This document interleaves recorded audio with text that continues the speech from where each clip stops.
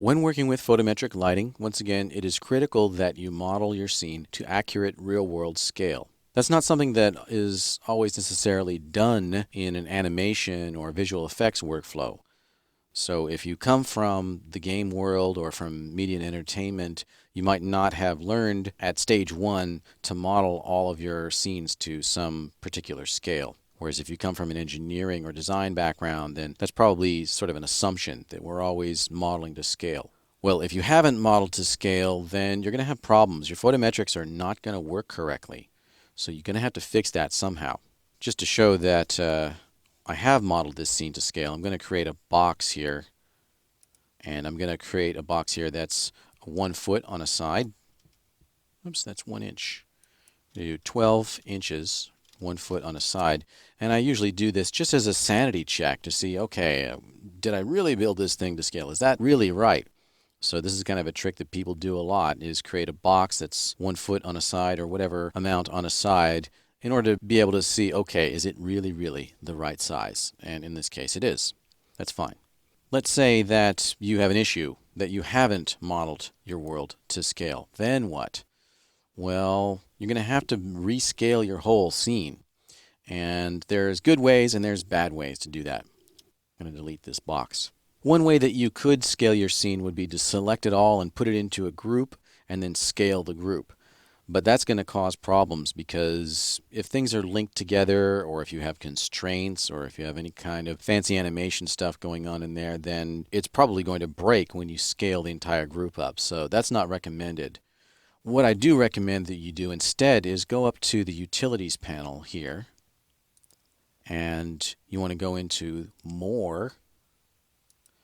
And within here, we have all these utilities. You're looking for one that says Rescale World Units. And this is going to just create a multiplier just globally on all of your geometry and scale it all up or down. It's more robust. It's probably not going to break as easily as if you had just grouped everything and scaled it manually. I'm going to go in here just to show it to you.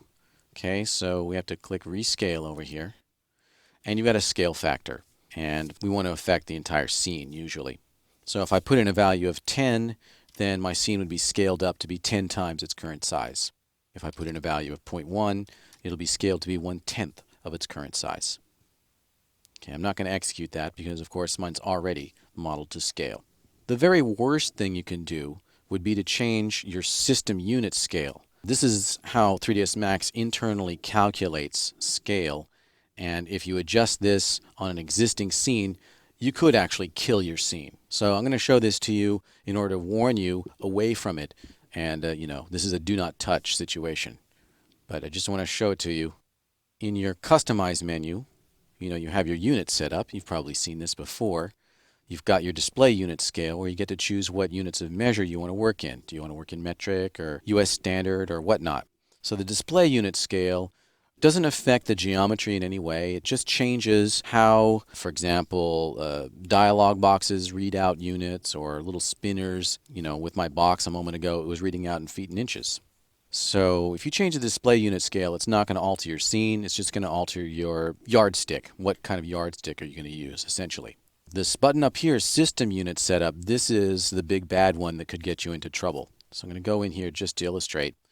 Okay, the System Unit Setup, this calculates the actual raw accuracy of 3ds Max as an application.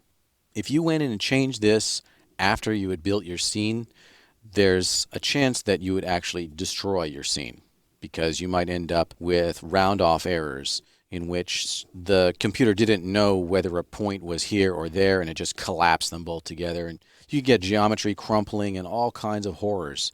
So do not change this at any time, except maybe if you are modeling an entire city, you might come in here and change this to, feet or meters or something, but only do that before you start modeling. Okay, and the reason this exists is because you can't have super huge objects and super tiny objects in the same scene. So I wouldn't be able to model something the size of the Earth and also have something modeled the size of a person in the same scene. Just there's not that much accuracy to 3ds Max. And in fact, none of the major media and entertainment 3D applications have that kind of accuracy. It just doesn't exist. There are systems that have that accuracy, but 3ds Max is not one of them. So again, the system unit setup needs to be left alone unless you're building a very, very large scene, and you would change the system unit setup only before you begin modeling and not after. So again, model your scene to scale. If you've forgotten to model your scene to scale, you can use rescale world units to get it up to snuff, and no other method is really going to work. So that's really the best way to deal with the situation.